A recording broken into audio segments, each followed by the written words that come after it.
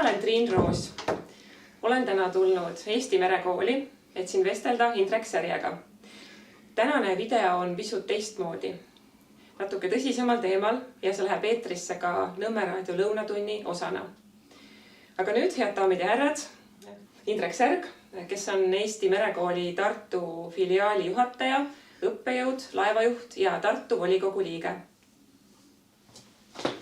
Tere tulemast! Meie tänaseks teemaks on riigijuhtimine ja laevajuhtimine.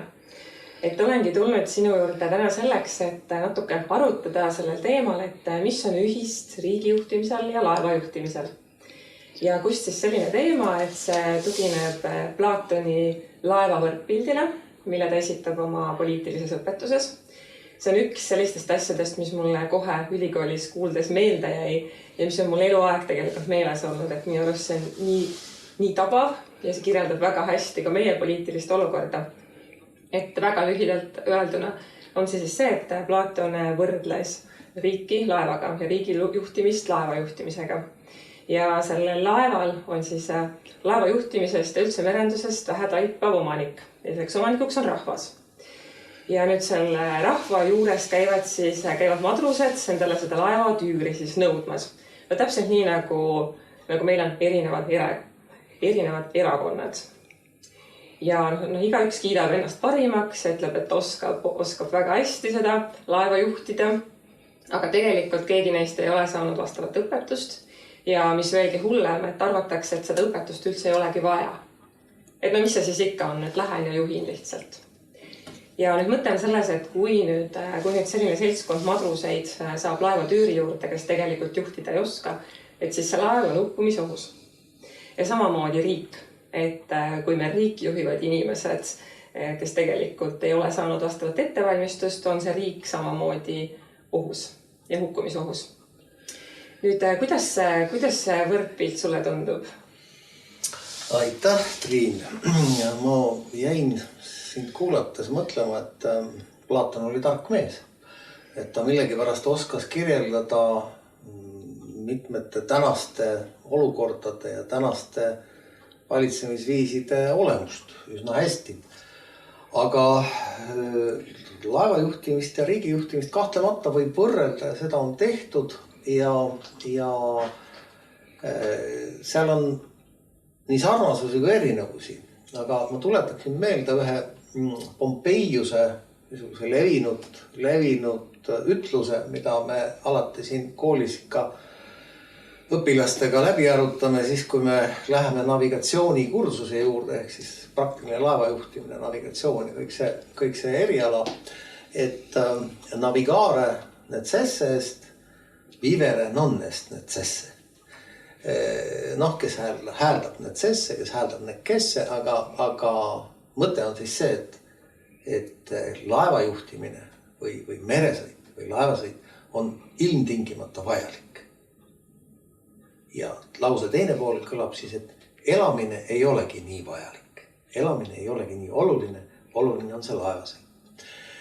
Pompeiusel oli seda öelda põhjust, sest tema laevad pidid siis viima nälgivatele linnadele leiba. Ja ta siis üritas laevajuhte ja laevameeskondi niimoodi siis kannustada või innustada. Aga meil tänapäeval on niimoodi, et laevajuhtimisel ja riigijuhtimisel on ajaline erisus või erinevus. See on see, et laeva puhul me juhime seda alust ja me vastutame ise täiega selle aluse sadamasse saabumise eest. Aga riiki juhivad meil inimesed, kes tegelikult sobival hetkel ütlevad, et ma rohkem ei juhi.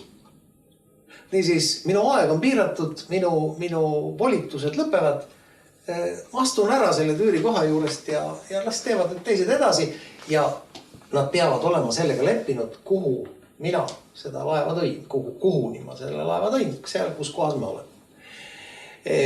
Niisiis, seal on ajaline erisus, teiseks on see ruumiline erisus, sest nagu me teame, laev on siiski niisugune mõõdetav üksus, me teame, mida ta teeb, kuhu ta sõidab, umbes aimame seda kurssi, umbes tunnetame neid ohtusid.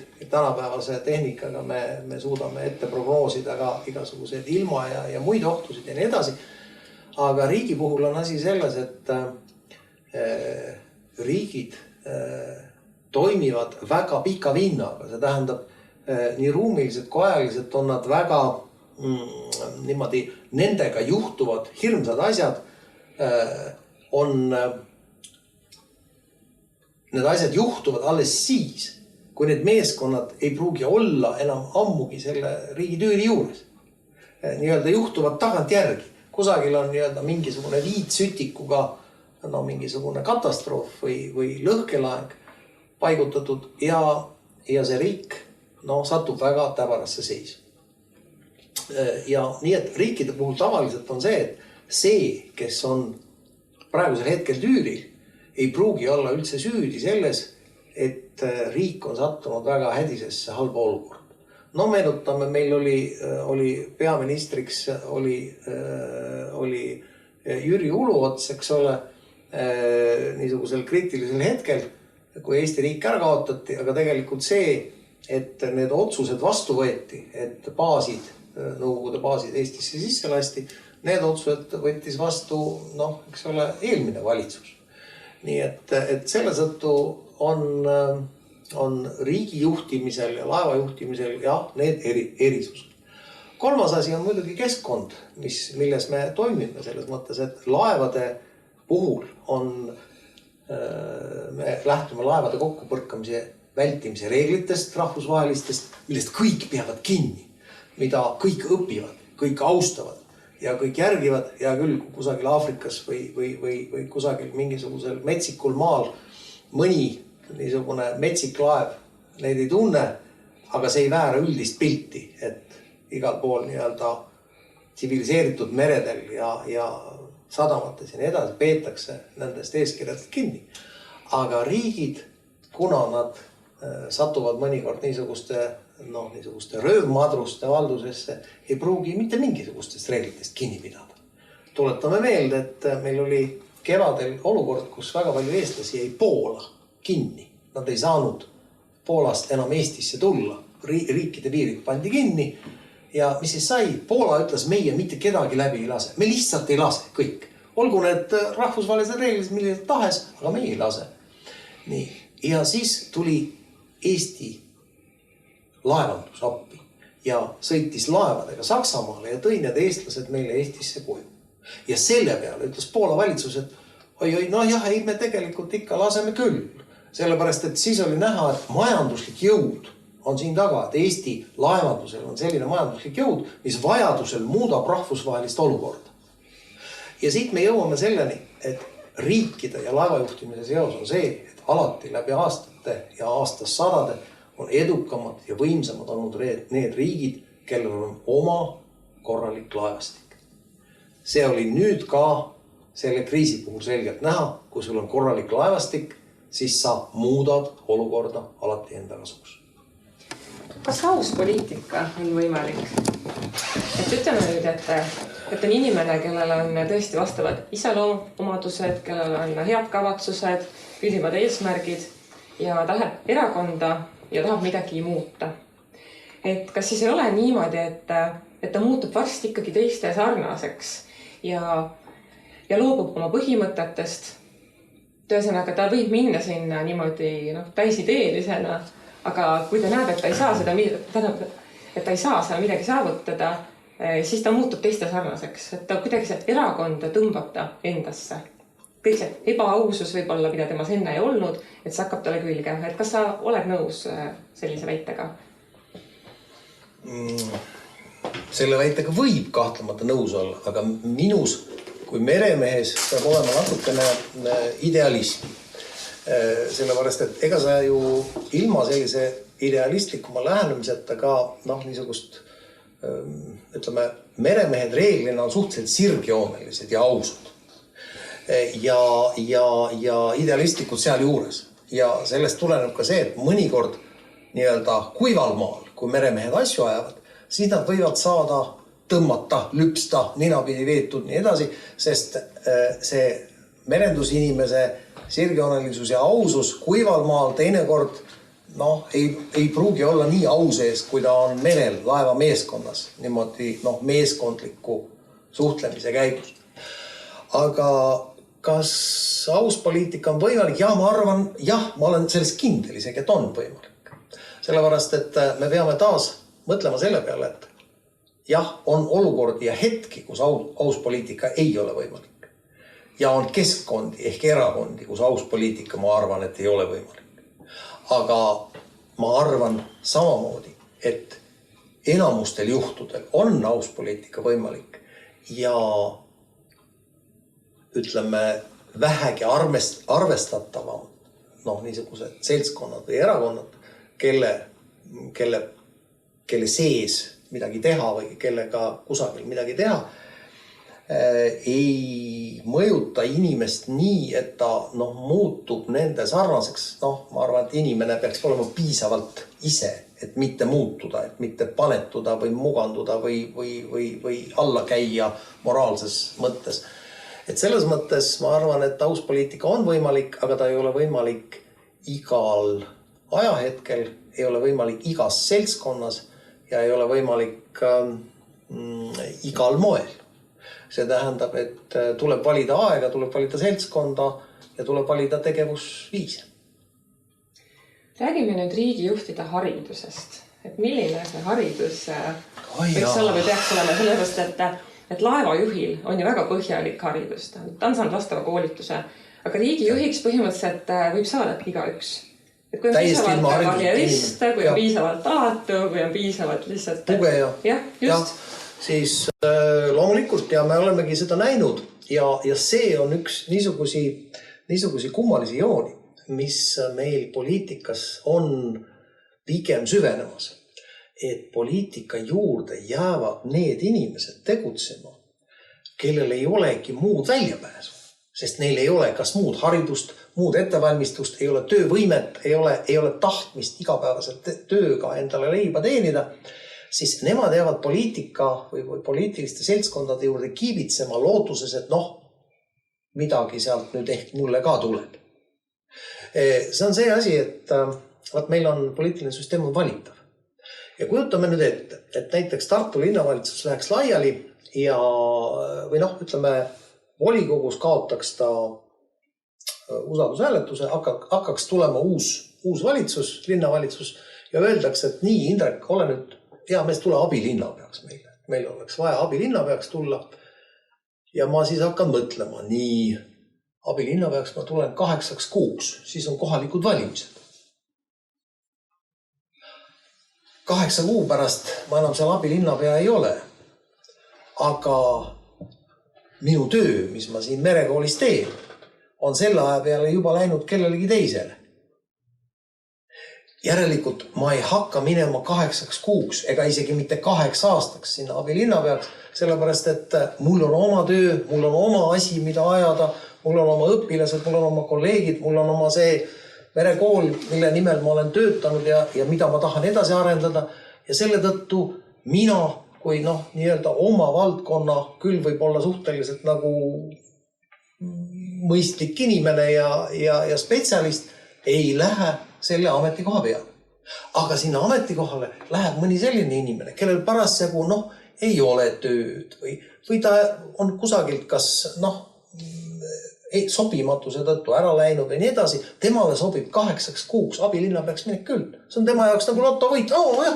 Mis seal on? Olen ära, sõimatakse pärast natuke, aga mis see ikka teeb, eks ole?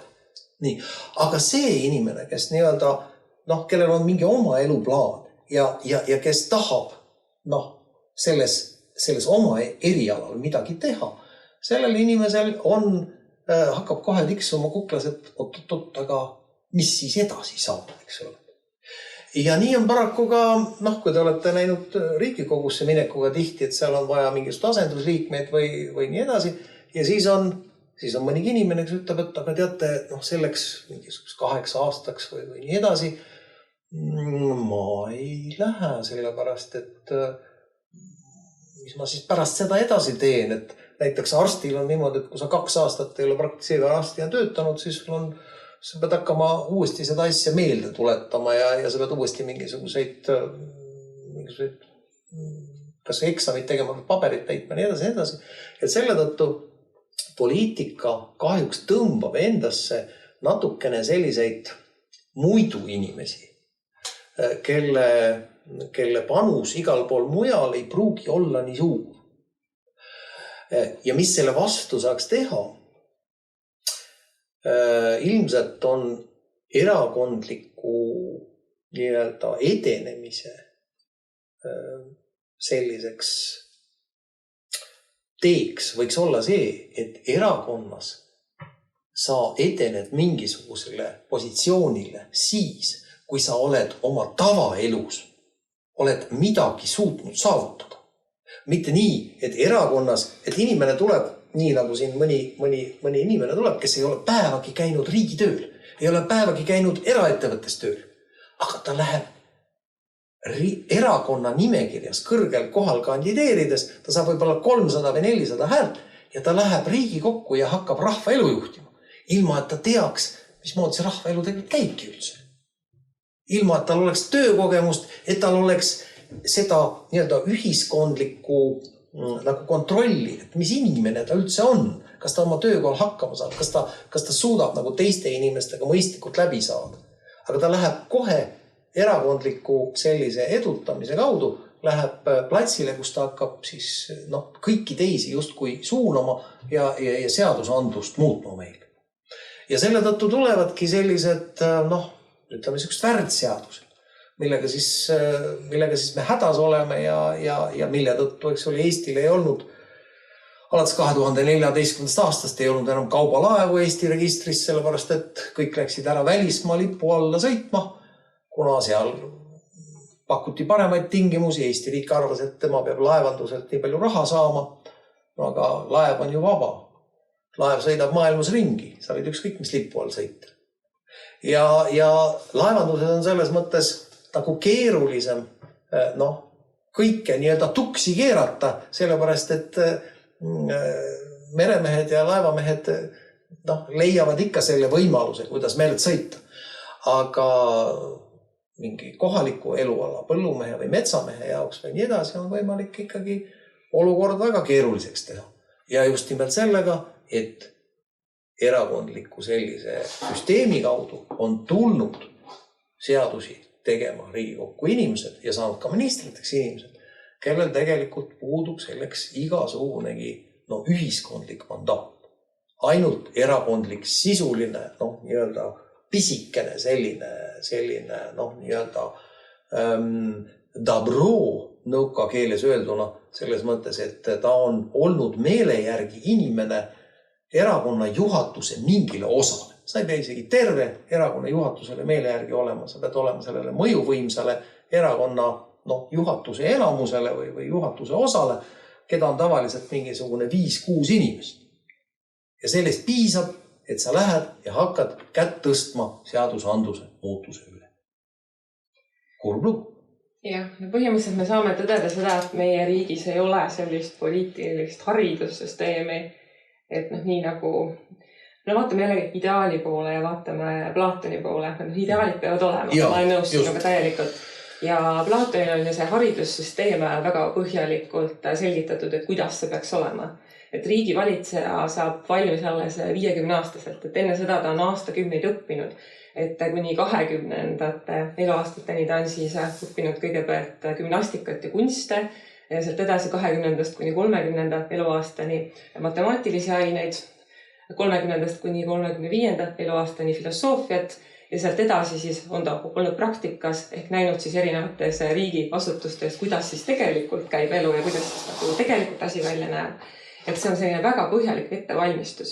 Et kindlasti see on asi, millele tasuks mõelda. Et kui meil praegu tegelikult ei ole mitte mingisugust poliitilist haridust, igaüks võib saada riigijuhiks, siis see on oluline, mida peaks mõtlema, et just nimelt igaüks ei saaks sinna.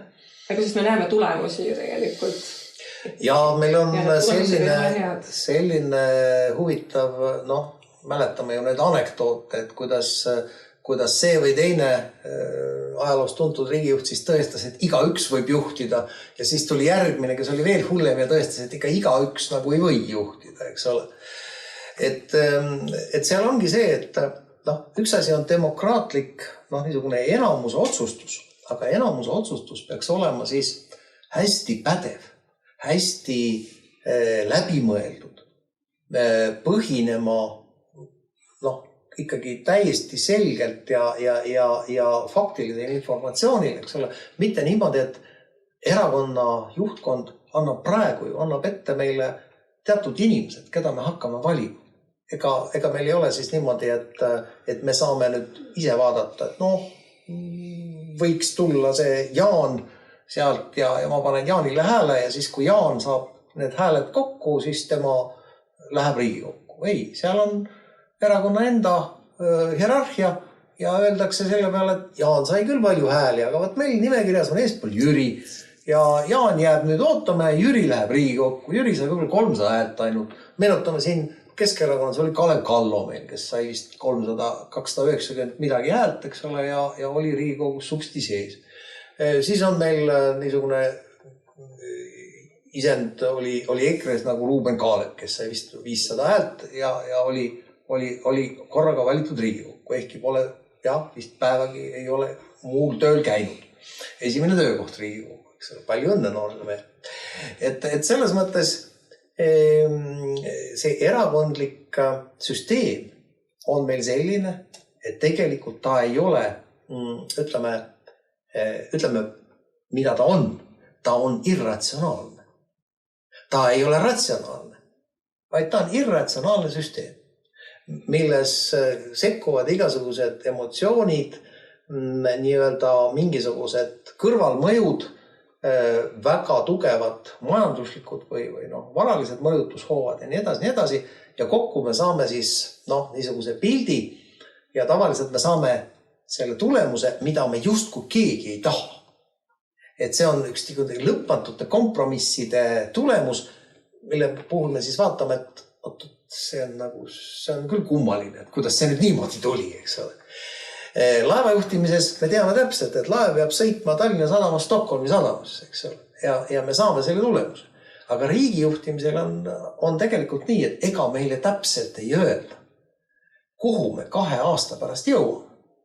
Mitte keegi ei taha riigivalitsuse juures olevatest inimestest öelda, kui küsida temalt, et kui palju on minu palk 2 aasta pärast, kui palju on see pension 2 aasta pärast, siis nad ei vasta sellele küsimusele. Nad ütlevad, me kindlasti tõstame midagi kuskilt. Aga seda, et kui palju, mil moel, me saame aru, et ega me täpselt, ülitäpselt seda ju vastata ei saa. Teadmata seda, et mis kõik arengud võivad või taandarengud võivad 2 aasta jooksul toimuda.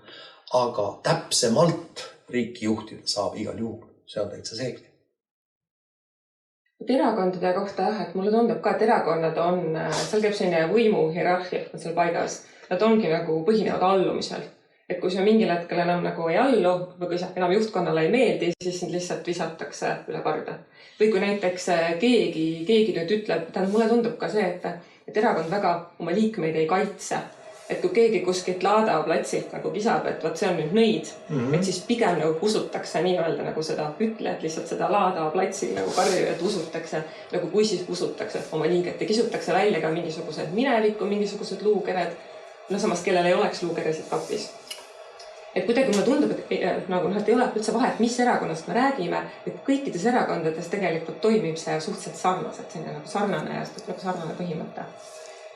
Täiesti võib olla, aga mul on kogemusi ainult ühe erakonnaga, ma ei oska teiste eest rääkida. Aga mis juhtus sinu ja EKRE-ga või miks sa ei ole enam? Miks ma EKRE? Sellepärast, et sõna otseses mõttes visati välja.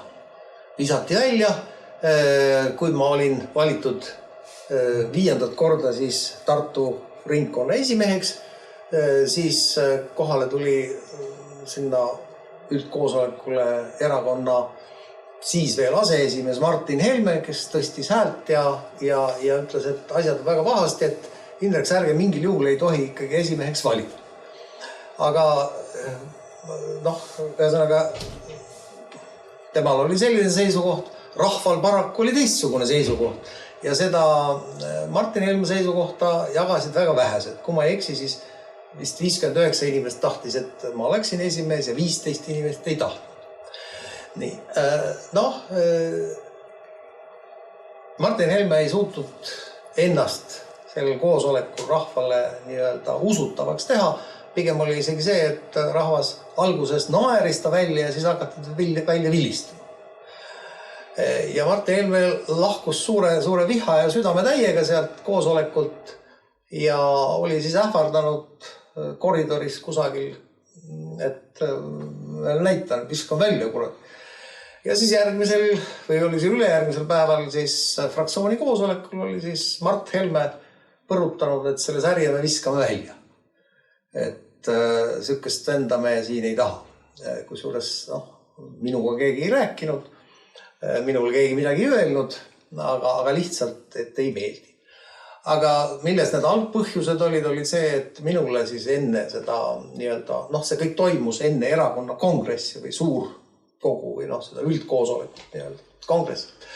Ja helistati siis mitmest maakonnast ja öeldi, et kuule, et Indrek, et me esitame sind juhatuse kandidaadiks. Nii-öelda erakonna juhatus, ehk siis selle umbes 15 liikme hulka, kes siis erakonda juhivad.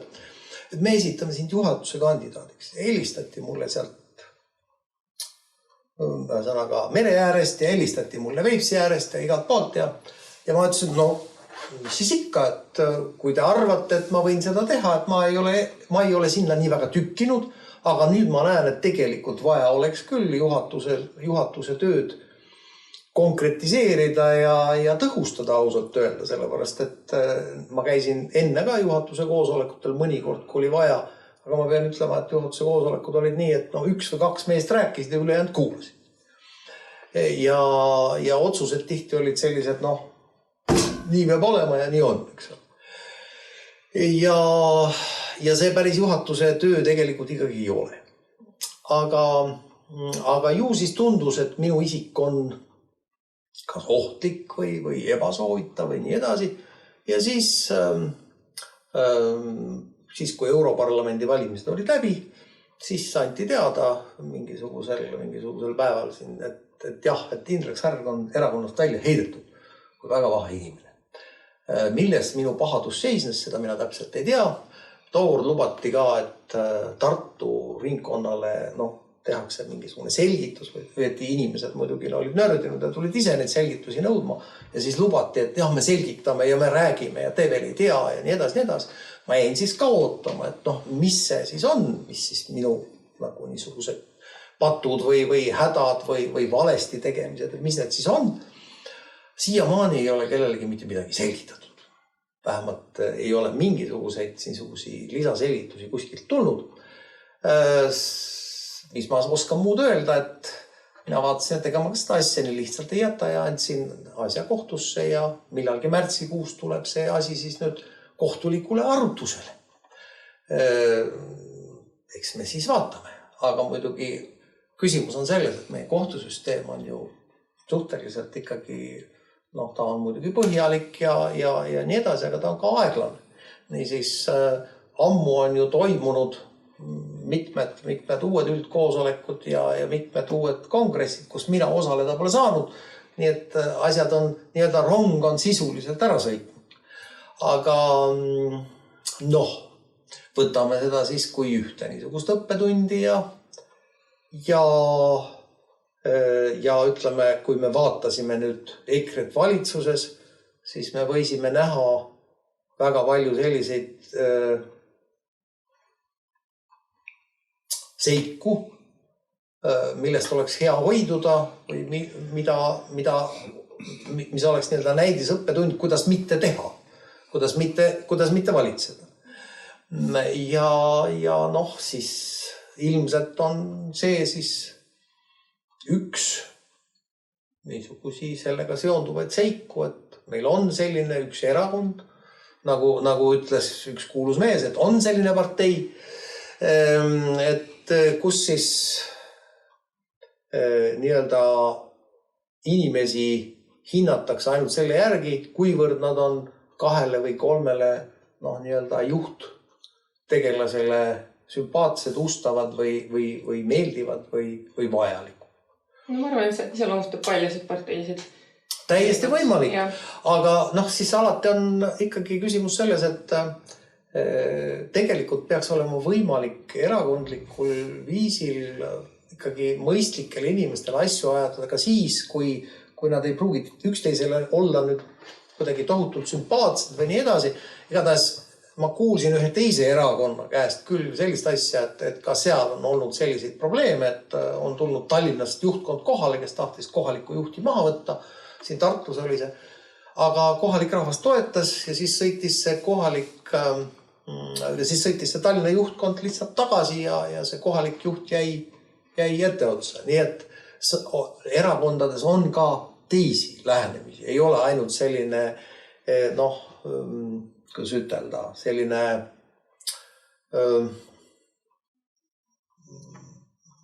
niisugune mafialik lähenemine, vaid on ka ikkagi, kui on näha, et asjad on nii ja inimesed toetavad, siis rohkem ei sekkunud. Et erakonnad lähtuvalt sellest, et millised inimesed seal on ka siiski natukene erinevad organismid mingis mõttes, ma eeldan. Aga muidugi, kas sarnasusi on rohkem või erisusi on rohkem, selle üle mina nii täpselt vastust anda ei oska. Tead, aga mina arvan, et sina suudad ehitada ise palju suurema ja uhkema laeva. Nüüd sa oled ikkagi ju meremees. Et pole hull, et läks nii nagu läks, aga nüüd millised on sul edasised plaanid poliitikas? Aitäh! Vaat, edasised plaanid on nii, et ma nii nagu meremees, kes on jäänud kaldale ja vaatab siis kiikriga merel sõitvaid laevu, nii vaatan mina siis esialgu kas kõrvalvaatajana või kõrvalseisjana, aga vaatan siis neid värskeid ja uusi seltskondi, kes tulevad ja tahavad midagi poliitikas teha. Tegelikult on ilmselt praegu on mingi hetk, kus on kohalike valimiste eel mõnel kas rühmitusel või valimisliidul või ka erakonnal lõppude lõpuks on võimalus täiesti tähelepanu saada ja saavutada mingisugune koht rahva teadvuses, sest kui sind keegi ei tunne, ega siis vaevalt keegi valima ka hakkab, eks ole. Niimoodi, et sellest saab siis areneda midagi, millega parlamendis tulevikus ära teha. Aga meil on ju küsimus selles, et erakonnad on kehtestanud. Praegu tuleb valimisteel täiesti uus olukord. Erakondadele on reklaam lubatud kuni praktiliselt valimispäeva õhtuni. Igasugune välireklaam on lubatud. Enne oli nii varasematel valimistel, et 40 päeva enne valimisi tuli see välireklaam ära korjata.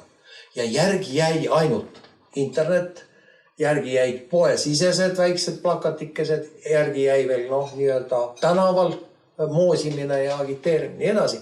Aga selline suur majaseinte täiskleepimine, see pidi ära lõppema 40 päeva enne valimisi. Nüüd on see keeld maha võetud.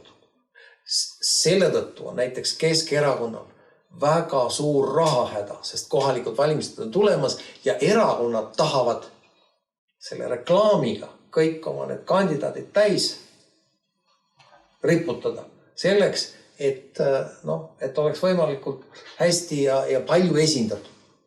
Valimisliitudel sellist raha ei ole, sest valimisliidud meil riigi käest raha ei saa. Valimisliidud peavad ise oma taskust selle raha leidma. Ja selle tõttu valimisliidud või nii-öelda väiksemad tulijad on nii ehk äärmiselt ebademokraatlikus ja ebaõiges olukorras. Praegu meil niimoodi on. No vaatame, mis sellest asjast saab. Selge on see, et suuremad erakonnad, ütleme, et kõik erakonnad, kes saavad ju riigi käest üsna suuri summasid, näiteks Reformierakond saab vist 1,8 miljonit eurot aastas, EKRE saab umbes 1 miljoni aastas, Isamaa saab natuke vähem, aga põhimõtteliselt kõik nad ilmselt kohalike valimiste käigus tahavad võimalikult nii-öelda suure raha hulgaga reklaami tehes oma kandidaadid rahva teadvusesse lihtsalt nii lükata, et need teised kandidaadid, kes võiksid olla igal pool valimisliitude esitatud või midagi muud, et need teised kandidaadid lihtsalt ei pääse nii väga mõju, et sa saad küll natuke hääli, aga sa ei saa mitte seda kriitilist lävendit sa ei ületa, et sa oma esindusega volikokku saaks. Ja muidugi valimisliidud on traditsiooniliselt olnud edukad väikestes kohtades. See tähendab, et on küll, kus Elva elumehed ja Kapa-Kohila kõvad mehed ja nii edasi, et selliseid valimisliite ikka tuleb ja aeg-ajalt sealt nii-öelda tekib ka mingisugune nii-öelda linnavalitsuse või vallavalitsuse osa. Aga paraku on nii, et suurtes linnades need valimisliidud ei toimi, sest seal tahavad erakonnad olla nii kõvasti pildil ja kuna neil on nii palju raha, siis nad lihtsalt võistlevad selle rahaga need valimisliidud kõik välja. Tallinnas ei ole volikogus minu teada ühtegi valimisliitu. Tartus on meil 2 pisikest valimisliitu, 1 3 või 1 2 ja mõlemad on 2 liikmega, eks ole. Sisuliselt ega neist nagu väga midagi kuulda eriti palju ei ole. Nad võib-olla küll ise teevad kõva häält ja tahavad nagu mingisuguseid, juhivad endale tähelepanu, aga see on ka kõik. Aga ma saan aru, et sina siis praegu ikkagi vaatad ja mõtled, et mida nüüd edasi teha? Mina mõtlen, et kahtlemata rahvuslikku ja alalhoidlikku poliitikat tuleks toetada ja ma toetaksin seda ka ise oma nii-öelda kandideerimise või oma tööga. Aga seda tuleb teha teistmoodi, kui seda on tehtud EKRE poolt. See on täiesti kindel. Sest selge on see, et EKRE-t lähimatel aastatel ilmselt valitsusse saamine enam ei ohusta. Sellepärast, et kõik on näinud, et väga tülikas ja keeruline ja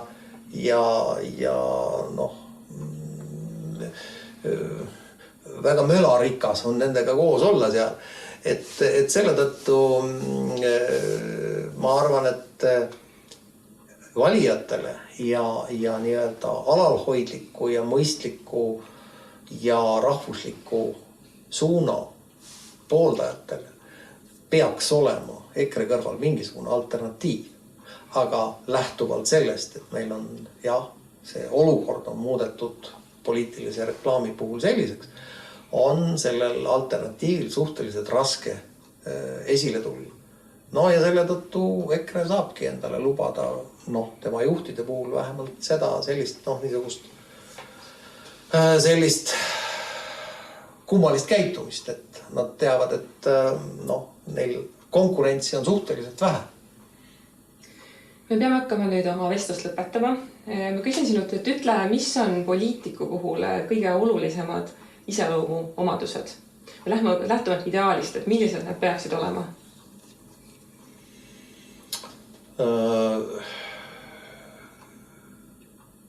Kindlaks jäämine oma veendumustele ja oma lubadustele. Ja sihikindlus neid veendumusi ja lubadusi ellu viia. Just, et poliitikutel oleks siis ikkagi väga palju õppida laevajuhtidelt.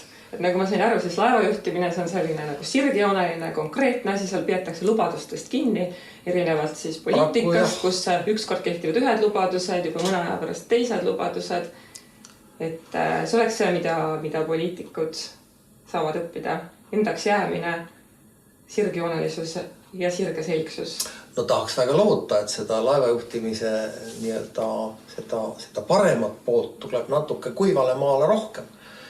Siis üldiselt on see, et kui kuivamaa niisugune eluala ja selline eluvaade mõjutab väga merd või merendusliku elu poolt, siis merendus kipub kiratsema.